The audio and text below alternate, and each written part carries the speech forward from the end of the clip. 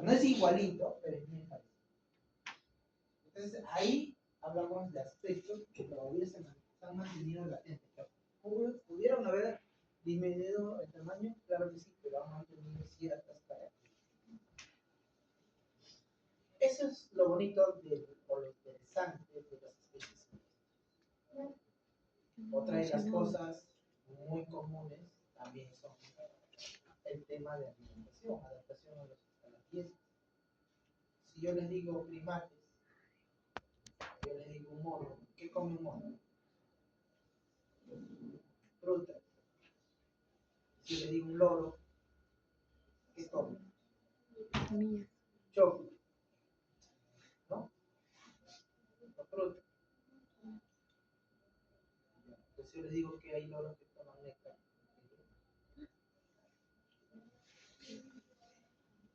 Ah, sí existen los loros, que no son de tu sí existen. Son loros que toman néctar. Si yo les digo que hay primates herbívoros, que solamente comen hierba y no comen ninguna fruta. Claro, pues eso es lo que vamos a aprender. Vamos a conocer que hay primates que solamente comen insectos, o el 80% o el 90% comen insectos. Son así, como más grasitos, 100 gramos. Entonces se dan cuenta lo amplio, ¿no?, que es la fauna sistémica y la evolución que se da en el. Acá está una distribución a nivel mundial de las principales clases de animales silvestres. ¿Dónde es más intenso? En Sudamérica, más que acá. ¿Y dónde es más rojo todavía? De aquí estamos nosotros, ¿no? Está el Perú, está Brasil, está Colombia, con mayor biodiversidad, con variedad de animales. Entonces, en algo somos buenos, ¿no? Porque si vamos a hablar de la selección, vamos a llorar, ¿no, Luque? ¿No? Somos buenos, tenemos una biodiversidad interesante, pero si yo yo veo sus caras cuando les digo, ustedes me creen en el ave, no, ustedes me creen que el ave, entonces existen esas especies y hay muchas especies que están en nuestro territorio, ¿no? Animales que solamente consumen hormigas y termitas. Yo les puedo decir que existe un hormiguero de este tamaño que pesa 350 gramos adulto, un hormiguero. ¿Sabían eso? Muchos de ustedes no. Es un ciclo pedidáctico que solamente se alimenta de hormigas. Y está en nuestro territorio. Y muchas veces los confunden con crías de perezosos, porque es que limita y todo. Esas especies están.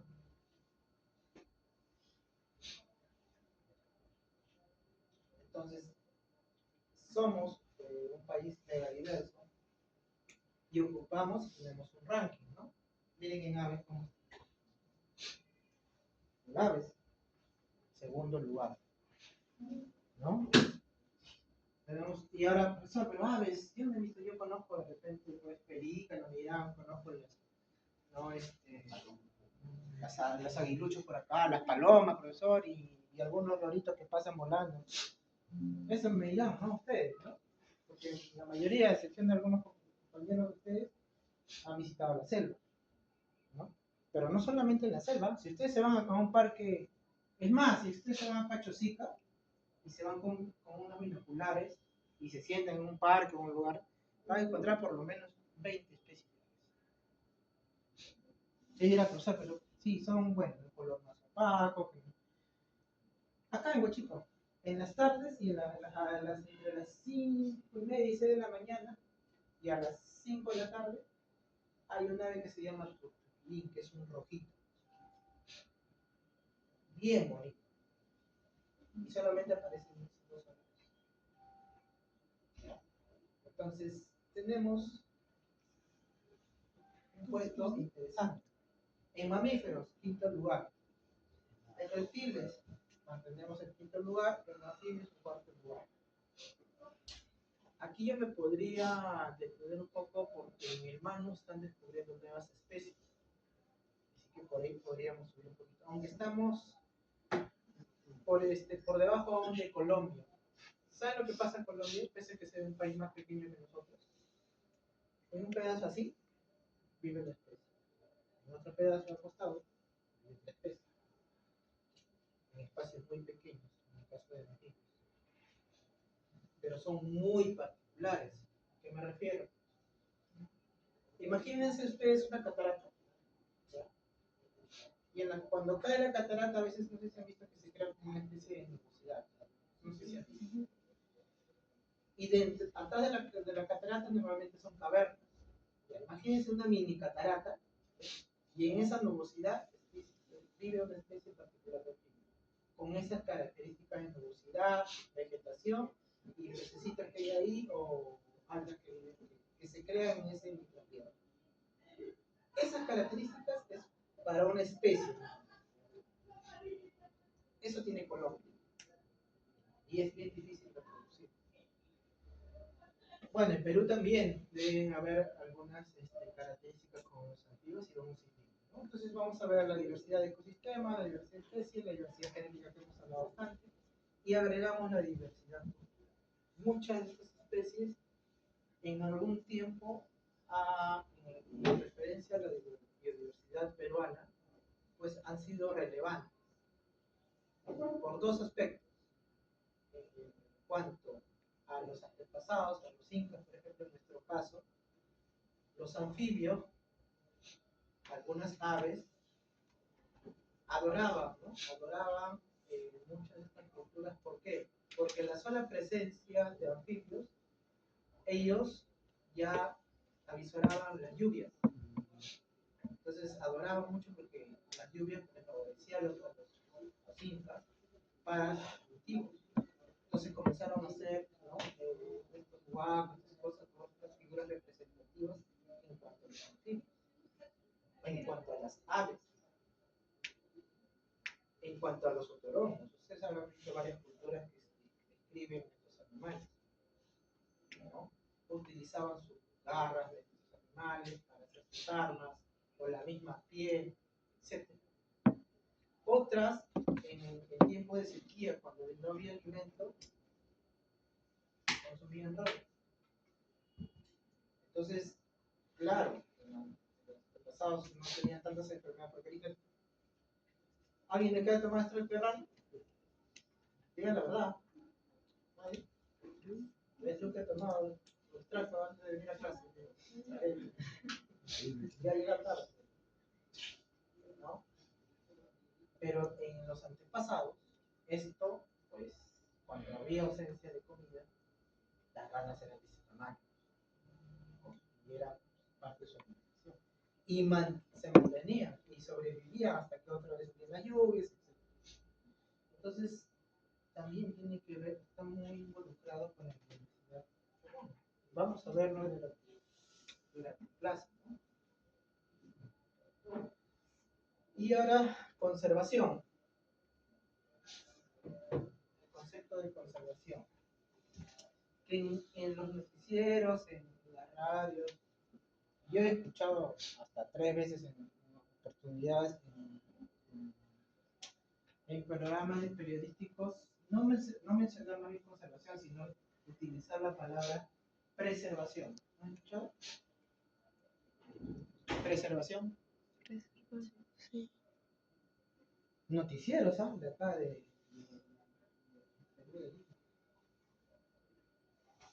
¿se acuerdan del famoso Run? Run, decían la noticia, decían, Run fue reubicado en tal lugar para preservar a la especie.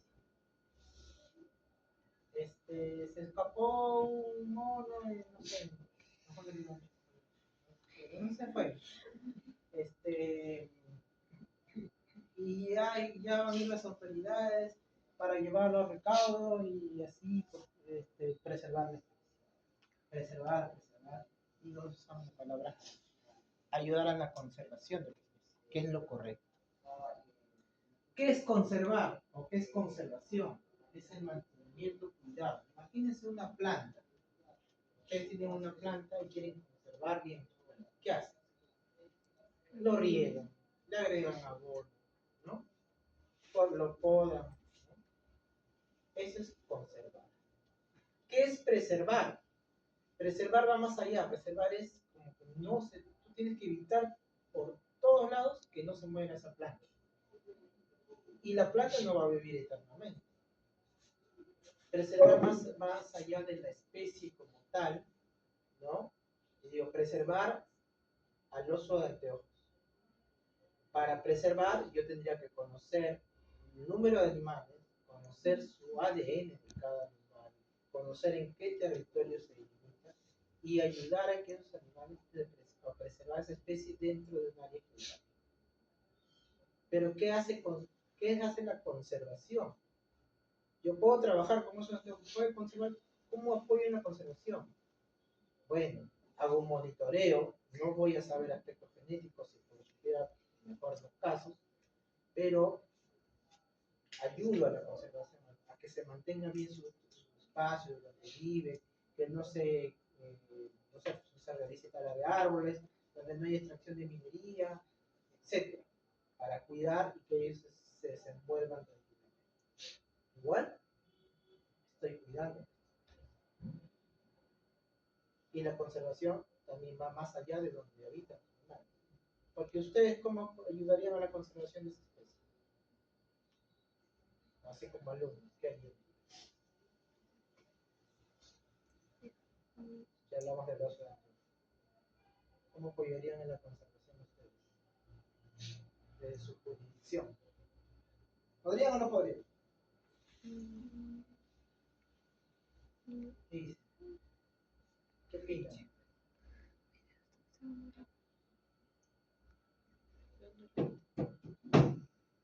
Claro que sí. Si ahorita digo, alumnos, la próxima semana hacemos la práctica en el colegio, no sé, San Jacinto de tal lugar. Y me van a preparar ustedes una charla sobre los anteojos.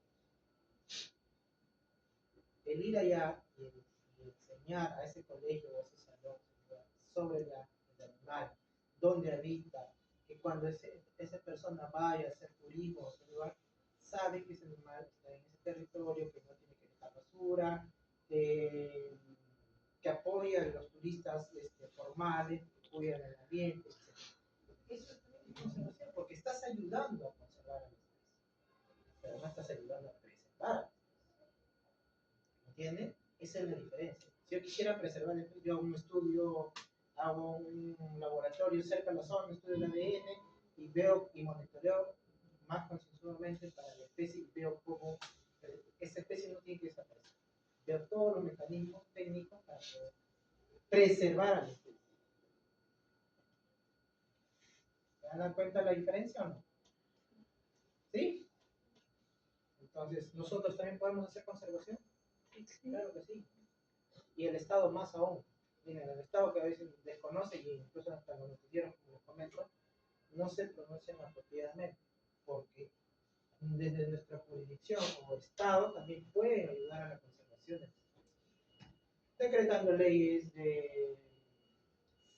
por ejemplo, autorización en los tiempos de caza de animales, condenados, partos, legislación para la utilización de áreas naturales protegidas, todo eso ayuda a la conservación. Entonces el Estado, ni siquiera yéndose a la selva, puede también ayudar a la conservación. ¿Y el manejo? ¿Qué tiene que ver el manejo del uso sostenible con la conservación? Ahora, el manejo es el uso de los recursos naturales que existen en la naturaleza, ¿correcto? Yo puedo utilizar un terreno para extracción de minerales, pero solamente lo utilizo y ya está. ¿Cómo lo hago sostenible? Nos favorecemos económicamente, porque tenemos que tratar minerales. Pero, ¿qué hacemos por la naturaleza? ¿Cómo lo hacemos sostenible? Utilizamos no sé, un año, se retira y se vuelve a plantar, no sé, árboles y también los estudios previos y post. Porque si yo voy a utilizar, digamos que el salón sea una zona minera, yo voy a estar aquí, me voy a la selva y quiero estar minando este lugar. ¿Qué tengo que hacer? Primero tengo que saber, tengo 15 alumnos, ¿cómo voy a hacer para que estos, a dónde se van a ir si voy a utilizar esto? Veo que hay 2 salones, bueno, partiré en 5, 5, 5, o sé que estos alumnos se pueden ir a cada salón y ya no está aquí. Veo lo que va a pasar. Pero si supongamos que este edificio sea solamente un salón y para ir a hacer un aviso, ¿qué va a pasar? Ustedes van y se caen y chao. Entonces, igual va a pasar en una zona donde hay extracción de minas. Yo veo que no hay refugios, no hay lugares donde los animales, porque yo voy a utilizar este lugar, se van a morir. Eso es lo que nos falta en cuanto a estudios previos para la utilización de recursos y que lo hagamos sostenible, aparte de utilizarlos y de dejarlos como están. Pero también hacer los estudios. ¿Qué amenazas tenemos? Habíamos mencionado algunas. Habíamos hablado sobre el cambio climático. Habíamos hablado sobre destrucción de hábitat, ¿no? Hablamos de algunos adicionales como derramamiento de petróleo. Hablamos de algunas enfermedades en cuanto al incremento de enfermedades como la gripe aviar, ¿no? Ahora la viruela del mono. Lo del COVID también tiene que ver mucho con la mala utilización de fauna silvestre, ¿no? Los chinos se comen todo. Crean nuevas enfermedades o incrementan las enfermedades. Y a veces por el mismo desconocimiento. Ustedes conocen las tortugas Motello, ¿no? ¿Todos conocen las tortugas Motello? Sí, ¿no? Son las tortugas terrestres que normalmente para los zoológicos abundan en los zoológicos. Y algunos por ahí tienen, de repente tienen su casa, no lo sé. Pero no sería raro. Pero ¿qué pasa con estas tortugas? Las tortugas, como la mayoría de reptiles, conviven con la salmonela. Es parte de su microbiota. A ellas no les va a pasar absolutamente nada. Pero si yo agarro una tortuga Motello, y por ahí no me desinfecto bien las manos, y me voy a comer a la cafetería un sándwich con café. Salmonela, ¿qué nos pasa a nosotros? Inmediatamente nos va a ayudar a la mano. Nos va a dar un problema digestivo. ¿De quién es la culpa? ¿De la tortuga o de la mía? De la mía. Correcto. Y es solamente por desconocimiento de nosotros. Y no sabemos respetar esto. Nosotros mismos creamos las enfermedades. Un pingüino de Humboldt vive con un hongo que se llama Aspergillus. Convive con el hongo dentro de su cuerpo. Pero el animal se muere cuando el animal se ve deprimido, cuando no está comiendo o cuando está en situaciones de estrés. Baja su inmunidad y la Aspergillus muere. Y se puede hacer incluso mortal, porque es como que el hongo fuera un brócoli y si explota, pues puede matar a una población de pingüinos. Entonces, si nosotros queremos hacer un mal manejo o una mala utilización de pingüinos o no sabemos de este conocimiento de esos animales, podemos hasta matar a una población completa. ¿Se dan cuenta? Pero es una amenaza fuerte. Yo estoy mencionando todas. Imagínense cuántas más. Un perezoso tiene una garrapata de ese tamaño que parece una araña. Es otra especie, una de las garrapatas que se conoce como perros. Ahora, no yéndonos muy lejos, las vacas. ¿Ustedes han llevado algún curso de vacunas? Pasto. ¿Nada? Así van a llevarlo. Cuando las vacas consumen el pasto en vida natural o en forrajeo, en las zonas atendidas,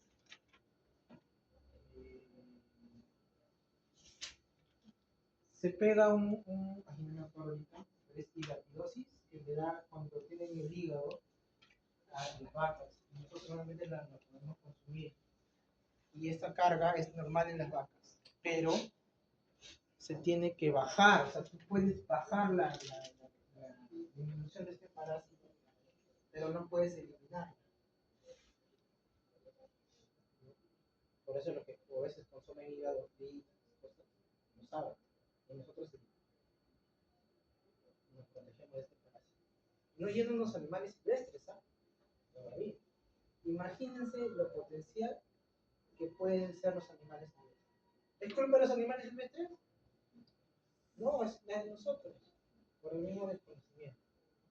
Es una amenaza fuerte y no solamente estamos atentando contra los mismos animales, sino con nosotros.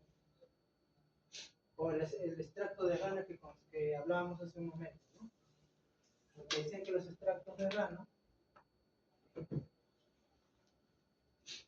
hay la creencia de que te ayuda a curar enfermedades respiratorias, ¿no?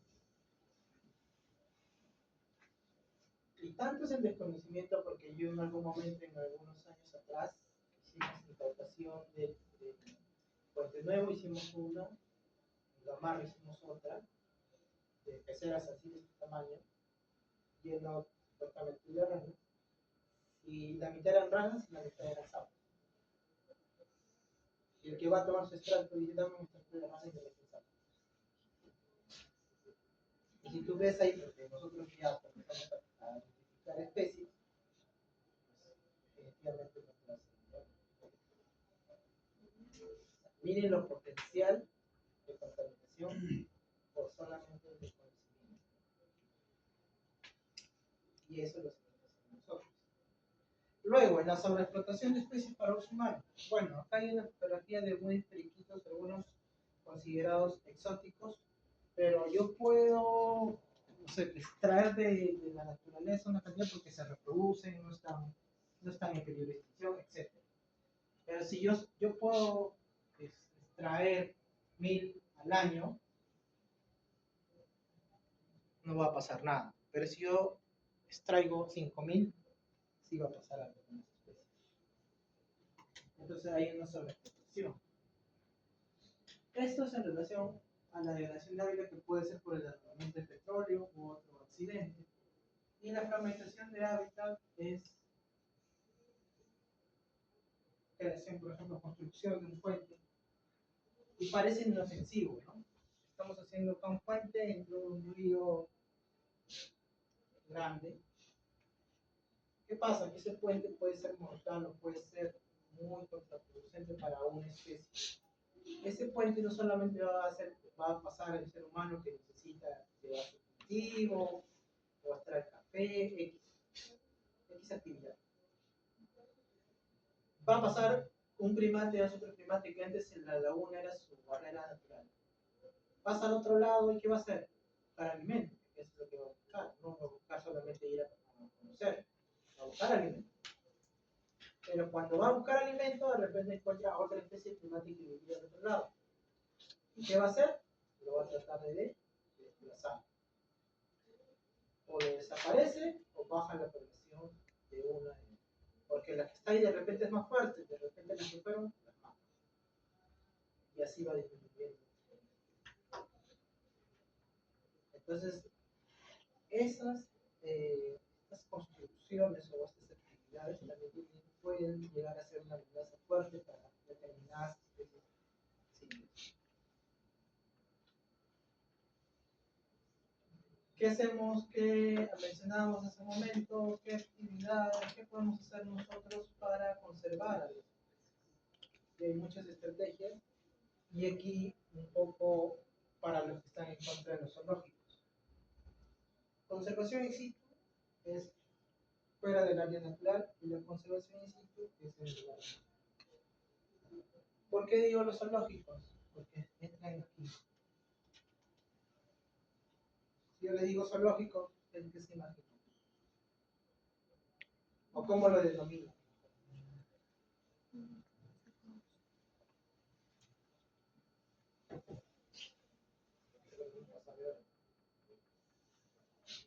¿Ah? un lugar para ir a ver animales silvestres, divertirme, ¿no?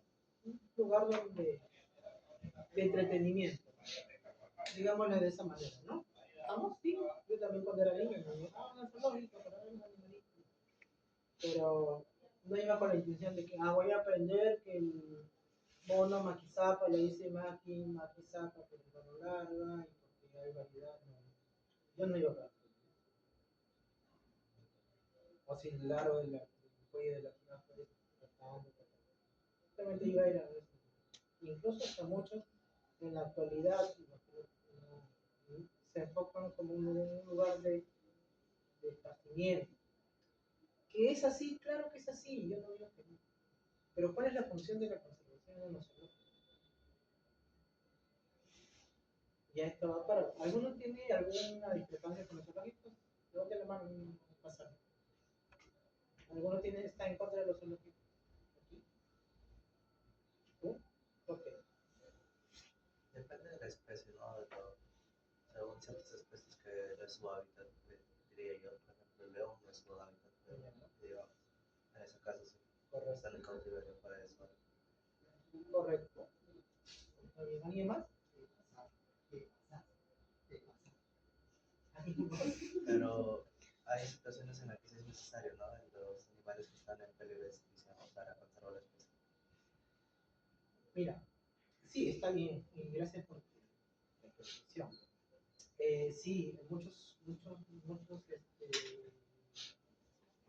se puede decir, muchas personas están en contra porque dicen el animal no está como en la naturaleza, en el espacio que corresponde, están encerrados en jaulas, etc.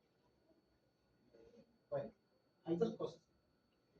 Uno, los animales que están en un zoológico cumplen o deben cumplir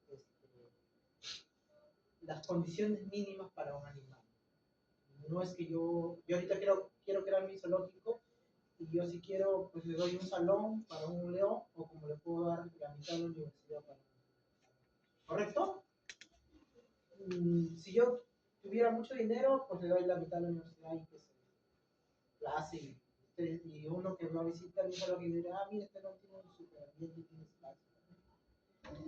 Existen normas para un zoológico. Si tú mencionas, sigamos con el ejemplo del león. El león tiene que vivir con un mínimo. Si el mínimo es el salón, es de lo mínimo que yo tengo que darle como condición para que el animal tenga bienestar animal. Pero si yo le doy la mitad del salón, ya no estoy compensando. ¿Me dejo entender? Va lo que tú me dices. Dos, muchos de los animales, ahí ya no necesariamente entra el león porque hay muchos animales que son incautados por tráfico ilegal. Quiere decir que en el aeropuerto Jorge Chávez han incautado 20 monos que antes estaban llenos de traficados, o sea, Colombia.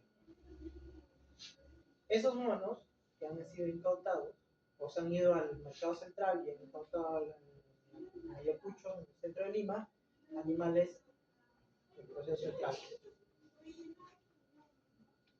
La entidad, ¿qué va a hacer con esos animales?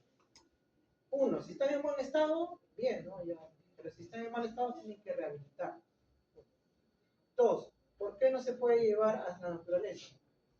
El traficante no te va a decir, lo saqué no sé, pues, Satipo a una hora de tal punto. No te va a decir. Y muchos de esos animales son acopiados de diferentes zonas. ¿Cómo la entidad del Estado va a entregar o va a decir, liberen esos animales a hábitat natural? Así estén en buenas condiciones. No puede. Sería llevarlos a la muerte si no sabes dónde es su origen. Y muchos de esos animales llegan a los zoológicos, o para rehabilitarlos o para mantenerlos. Y lamentablemente no pueden regresar a origen. Y eso cumple la función de los zoológicos. ¿Qué otras cosas más ayudan a la conservación? Si yo quiero conservar a un tucán, digamos, en vida silvestre, ¿qué harían ustedes para conservarlo, para mantenerlo mínimo en vida silvestre? cómo yo podría ayudar a ese tucán a mantenerlo vivo. ¿Qué tendría que saber yo para mantenerlo vivo?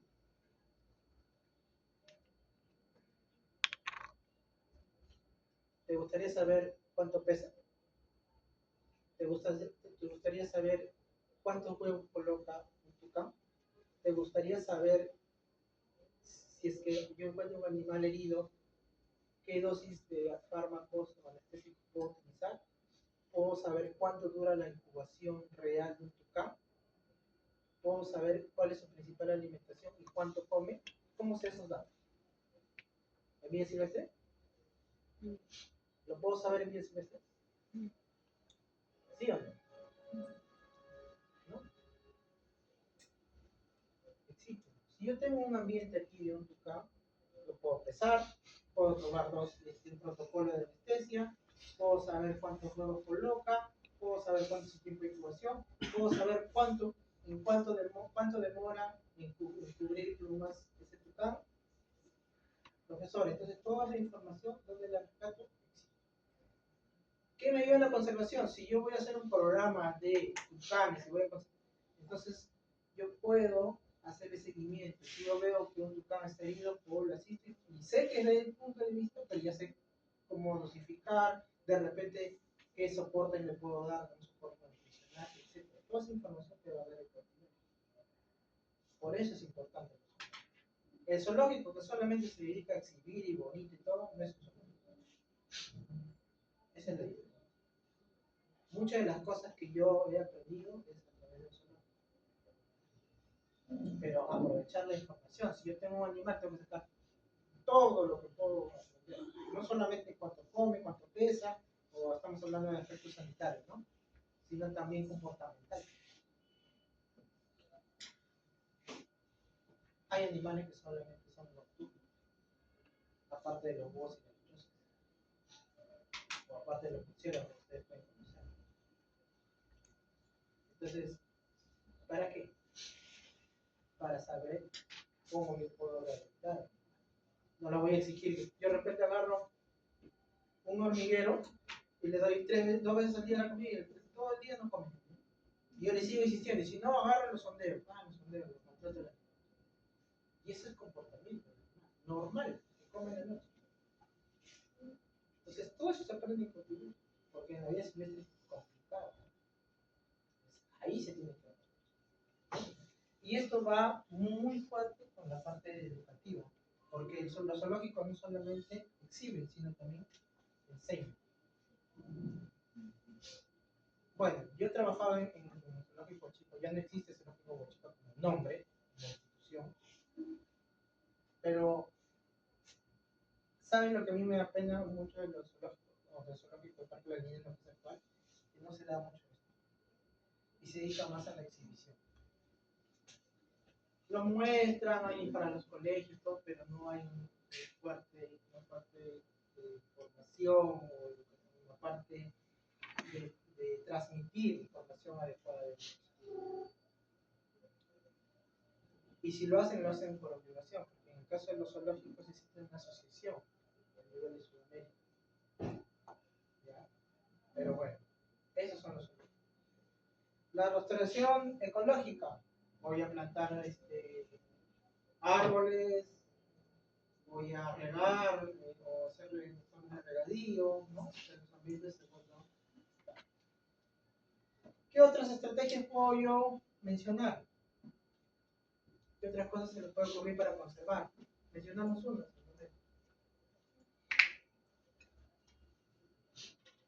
Ir a los colegios, también, por su lado. Esa es una otra fuente de conservación. ¿Ya?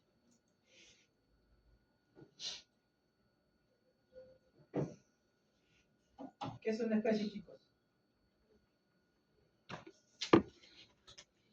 ¿A qué se denomina especie? ¿Qué características para denominar la especie?